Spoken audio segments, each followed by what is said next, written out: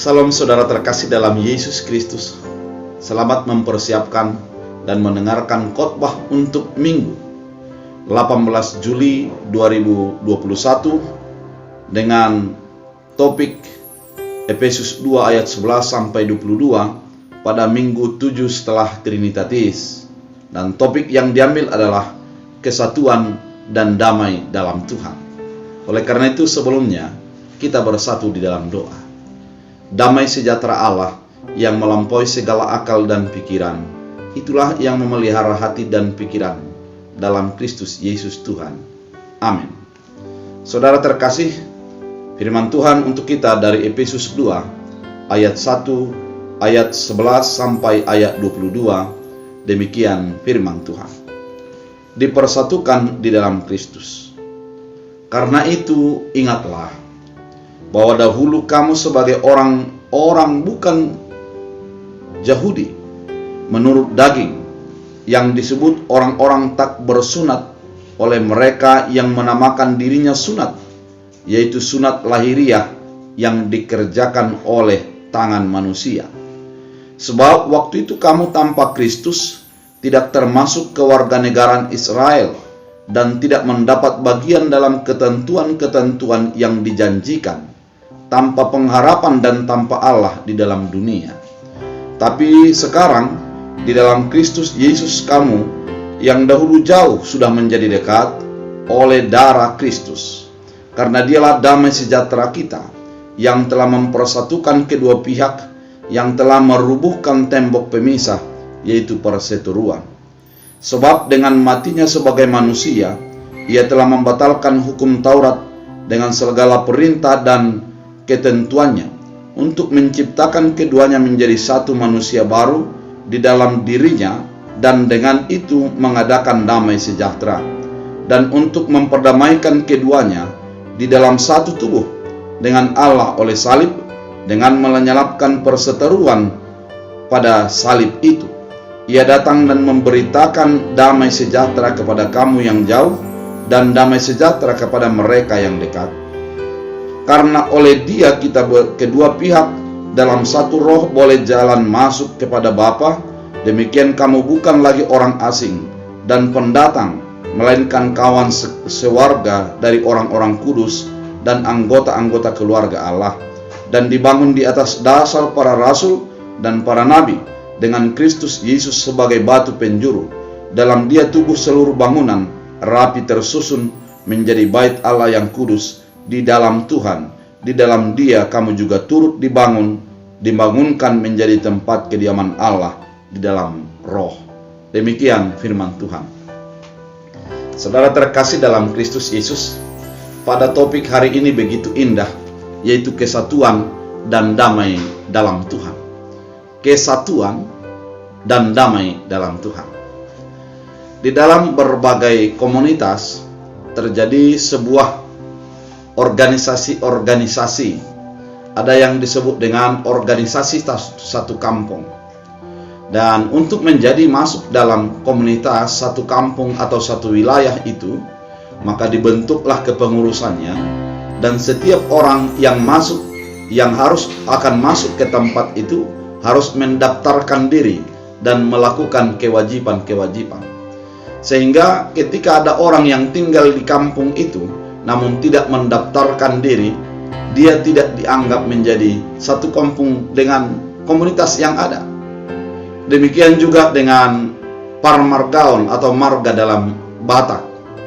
Dikatakan ketika seseorang itu memiliki marga, umpamanya Sonak Malela, maka haruslah mendaftar kepada komunitas itu. Dan ketika dia menjadi mendaftar, maka dia dianggap menjadi satu di dalam kumpulan yang ada.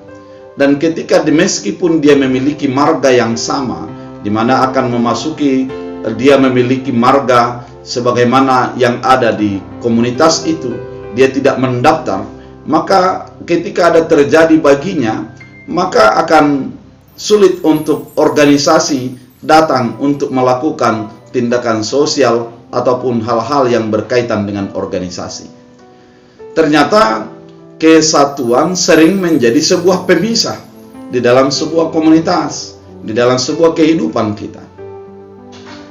Ketika ada kemalangan dalam marga tertentu, dan satu marga di situ akan mencek apakah dia masuk dalam marga itu, dalam kumpulan marga itu atau tidak. Apabila tidak, maka marga tidak akan datang untuk melihat dan melakukan sesuai dengan apa yang seharusnya. Hal ini, kesatuan sering menjadi sebuah pemisah dalam sebuah komunitas. Itu yang terjadi di dalam kehidupan ketika Paulus menyatakan kepada Efesus. Sesungguhnya setiap orang menyatakan diri adalah sebagai orang yang sudah menjadi menerima keselamatan. Sehingga ada perbedaan di dalam orang-orang yang menyatakan diri sebagai orang percaya tersebut. Ada perbedaan bagi orang-orang yang menyatakan diri sebagai orang Kristen tersebut, di mana ada yang mengatakan bahwa kamilah yang paling benar karena kami adalah sebagai Israel sejati, sudah disunat. Kita ingat bersama prinsip sunat ini dimulai daripada Kejadian 15, di mana sebagai tanda janji atas janji Allah dengan Abraham atas keturunan-keturunannya. Sehingga orang yang bersunat adalah sebagai bukti penerima janji Allah tersebut. Kemudian dalam perjalanan selanjutnya, sunat ini adalah sebagai bukti penerima keselamatan yang sudah menerima Taurat itu. Sehingga dalam masa ketika masuk dan jadi orang Kristen, ada pertentangan. Yang sebenarnya penerima keselamatan itu adalah kami yang bersunat.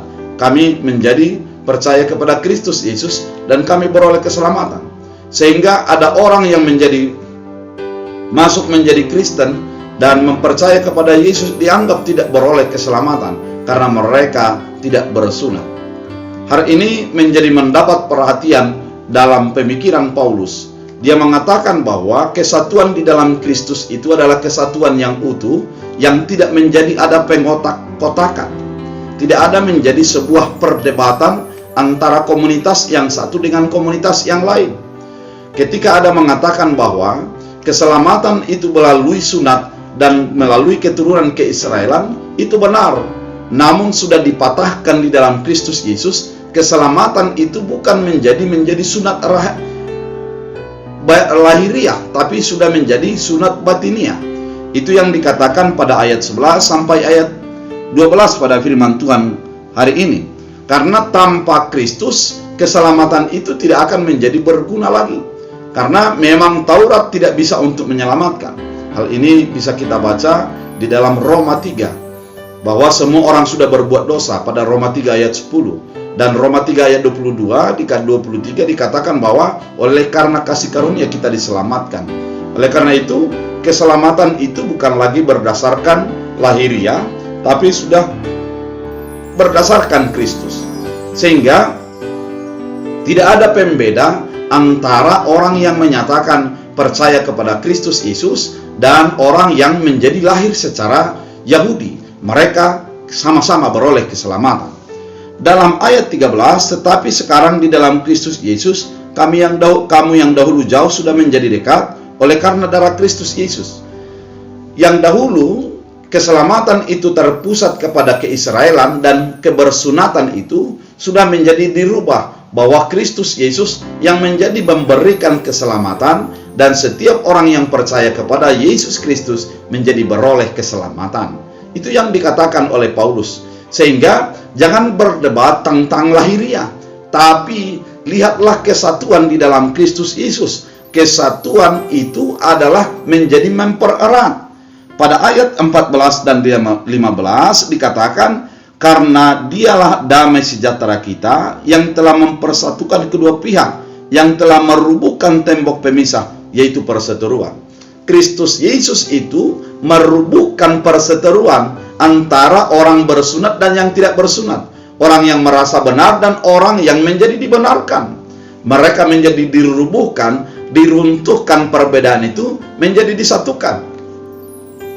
Kita sama-sama mengingat bagaimana perbedaan di dalam sejarah perbedaan antara Jerman Barat dan Jerman Timur. Ketika tembok Berlin dirubuhkan, maka keduanya menjadi menyatu kembali. Artinya memang ketika ada pemisah setelah dirubuhkan, tidak ada lagi perbedaan di antaranya. Semuanya menjadi menyatu. Demikian juga di antara orang percaya yang masuk melalui baptisan kepada Kristus Yesus dan orang yang menjadi dahulunya Israel dan beroleh janji keselamatan itu sudah dirubuhkan dalam Yesus Kristus menjadi menyatu, tidak menjadi dipersoalkan lagi sunat lahiriah tersebut, namun keselamatan melalui Kristus Yesus itulah yang menjadi mempersatukan itu. Kesatuan kita adalah kesatuan di dalam Yesus Kristus. Sebab dengan matinya sebagai manusia telah membatalkan hukum Taurat dengan menciptakan keduanya menjadi satu manusia baru dalam dirinya. Dengan itu mengadakan damai sejahtera dan untuk memperdamaikan keduanya di dalam satu tubuh dengan Allah oleh salib, dengan melenyapkan perseteruan pada salib itu. Sehingga perseteruan ini bukan hanya sebatas perseteruan antara apakah kau Yahudi atau aku adalah bukan Yahudi, apakah engkau sudah bersunat atau tidak bersunat. Sebenarnya perseteruan yang paling besar adalah perseteruan antara Allah dengan manusia, Allah yang berdosa dengan manusia yang berdosa dengan Allah yang kudus. Perseteruan hukuman itu sudah terjadi sejak Adam, sehingga ketika Yesus sudah mati di kayu salib, perseteruan antara Allah dengan manusia sudah dirubuhkan, diruntuhkan, karena keselamatan itu sudah dinyatakan melalui Kristus Yesus. Ini adalah merupakan sesuatu hal yang sangat berharga dan mahal nilainya, yang tidak bisa dibayar dengan apapun. Karena memang perseteruan antara manusia dengan Allah sudah diselesaikan, sudah diperdamaikan melalui salib di dalam Yesus Kristus itu. Sehingga ketika Allah sudah berdamai dengan manusia, mengapa manusia menjadi membuat masalah, berkonflik dengan sesama manusia, apalagi sesama orang yang sudah percaya kepada Kristus Yesus. Pada ayat 16 dikatakan, ayat 17 dikatakan, Ia datang memberitakan damai sejahtera kepada kamu yang jauh dan damai sejahtera kepada yang dekat, karena oleh Dia kita kedua pihak dalam satu roh beroleh jalan masuk kepada Bapa. Sehingga ketika kita menjadi percaya kepada Kristus Yesus, kita dipersatukan di dalam damai sejahtera oleh Yesus Kristus. Artinya ketika dikatakan damai, artinya tidak ada konflik. Sejahtera adalah ada kebahagiaan di dalamnya. Ketika kita satu dan damai dalam Tuhan, artinya kita menjadi dipersatukan dan didamaikan, tidak menjadi berkonflik. Saudara terkasih dalam Kristus Yesus, ketika gereja-gereja memiliki denominasi, terlalu kemanusiaan ketika kita menjadi mempersoalkan antara denominasi gereja itu, antara gedung-gedung gereja itu. Namun yang perlu diperlihatkan adalah kesatuan di dalam Kristus Yesus. Perbedaan bisa saja, namun tidak menjadi menghalangi kita untuk bersatu di dalam sebuah komunitas. Oleh karena itu kesatuan ini menjadi perlu kita sadari, tidak menjadi merasa diri lebih kudus dan tidak menjadi merasa diri lebih hebat, lebih benar, namun harus menjadi tetap di dalam kuasa Kristus Yesus untuk menjadi Yesus di dalam kebenaran yang kita jalankan. Artinya Bapak Ibu yang terkasih dalam Kristus Yesus, ketika ada sebuah gereja, ketika ada sebuah komunitas, ketika ada sebuah organisasi merasa diri lebih hebat daripada yang lain, merasa benar daripada orang lain, ini adalah merupakan sesuatu yang dipatahkan melalui firman Tuhan hari ini. Kita sama-sama orang yang dibenarkan, kita sama-sama orang yang sudah diselamatkan, beroleh damai sejahtera daripada Kristus Yesus, karena Yesus sudah mendamaikan kita dengan Allah, sehingga Yesuslah menjadi kekuatan kita, fondasi kehidupan kita untuk menjadi beroleh keselamatan itu. Saudara terkasih dalam Kristus Yesus, kalau kita masih mempersoalkan tentang cara bernyanyi, cara berdoa, apa yang dimakan dan tidak boleh dimakan, sehingga kita juga mempersoalkan hal-hal yang menjadi doktrin-doktrin, namun kita melihat menjadi membutakan mata kita, membutakan iman kita tentang keselamatan itu, tentang karya Kristus dalam kehidupan kita. Maka inilah yang menjadi firman Tuhan, bahwa kita harus menjadi satu kesatuan dan damai di dalam Tuhan. Bapak Ibu yang terkasih dalam Kristus Yesus, hal ini memang sulit. Namun, sebagai orang percaya harus tetap melihat bahwa Yesus sebagai batu penjuru. Kalau di dalam firman Tuhan hari ini ayat 20 sampai ayat 22 dikatakan, 19 sampai 22 dikatakan, demikianlah kamu bukan lagi orang asing dan pendatang, melainkan kawanan sewarga dari orang-orang kudus dan anggota-anggota keluarga Allah. Kita harus menyadari anggota-anggota keluarga Allah. Kenapa dikatakan pada ayat 19 ini anggota-anggota? Bukan satu, tapi berbeda-beda. Kalau dikatakan anggota-anggota, berarti ada perbedaan-perbedaan di antaranya. Namun satu di dalam Allah. Ketika saya menjadi berbeda dan saudara berbeda, itu adalah merupakan sesuatu yang biasa saja. Namun kita adalah menjadi satu sebagai anggota. Ketika jari-jari saya, ada yang kecil, ada yang menjadi jari manis, ada menjadi jari tengah, ada jari telunjuk, ada yang menjadi jempol. Perbedaannya sangat jelas berbeda. Namun ketika saya makan menggunakan satu jari, maka dia akan menjadi sulit untuk makan. Kemudian hanya menggunakan dua jari, maka lama untuk menjadi kenyang. 3 jari, begitu juga. Namun ketika menggunakan yang berbeda besarnya ini, maka semuanya akan bisa diraih. Coba kita bayangkan kalau jari kita semua jempol, bagaimana?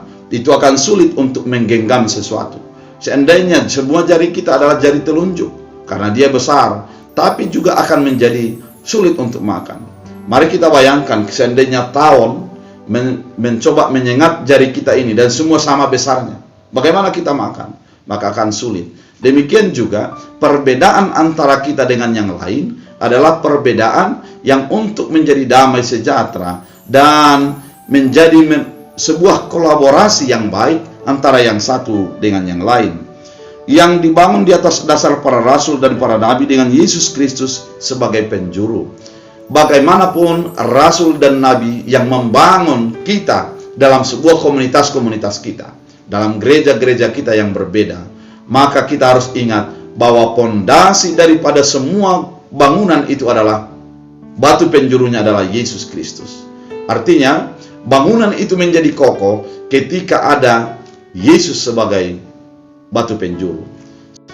Saudara terkasih dalam Kristus Yesus, hal ini perlu kita sadari dan kita hidupi bersama, bahwa batu penjuru daripada sebuah bangunan gereja itu adalah Yesus Kristus, yang menjadikan Yesus sebagai sesuatu dasar daripada semua gereja, dasar daripada semua organisasi, dasar daripada rumah tangga, dasar daripada setiap apa yang menjadi kita jalani dalam komunitas dan perjalanan kehidupan kita. Dengan menjadikan Yesus sebagai dasarnya, maka kita hidup dan menyadari kekuatan kita hanyalah Yesus Kristus. Di luar Yesus kita akan menjadi runtuh, di luar Yesus kita akan menjadi lemah. Dan ayat 21 dikatakan, di dalam dia tubuh seluruh bangunan rapi tersusun menjadi bait Allah yang kudus di dalam Tuhan. Di dalam dia kamu juga turut dibangunkan menjadi tempat kediaman Allah. Ayat 22 ini menjadi sebuah peringatan bagi kita, bahwa ketika kita sudah menyadari bahwa dibangun dalam Kristus Yesus, kita harus menyadari bahwa ada di dalam kita Tuhan Allah. Di dalam diri kita bersemayam Allah. Artinya kita harus menyadari bahwa hidup kita ini adalah hidup yang dipersatukan. Ketika kita sudah didiami oleh firman Tuhan, didiami oleh Allah, maka kehidupan kita juga adalah kehidupan yang mempersatukan. Bukan melihat kepada perbedaan, tapi bukan melihat kepada pertentangan-pertentangan. Namun yang kita lihat adalah kesatuan di dalam Kristus Yesus. Artinya, kita lebih mengutamakan kesatuan itu daripada perbedaan itu. Pandangan mata iman kita lebih tertuju kepada kesatuan daripada perbedaan. Saudara terkasih dalam Kristus Yesus, firman Tuhan pada minggu ini mau menggugah hati pikiran kita, agar kita hidup menjadi menyatu, kesatuan dan damai di dalam Tuhan. Tuhan menjadi menyatukan kita dan kita menjadi damai sehingga Tuhan tetap diam di dalam kehidupan kita. Mari kita jalani, mari kita hidupi menjadi satu dalam damai dalam Tuhan. Kita bersatu dalam doa. Terima kasih Tuhan atas firman yang Engkau nyatakan. Biarlah kami tetap menyadari dan menghidupi kesatuan dalam Tuhan. Biarlah firman ini menjadi berakar bertumbuh dalam kehidupan kami. Dalam Kristus Yesus. Amin. Tuhan Yesus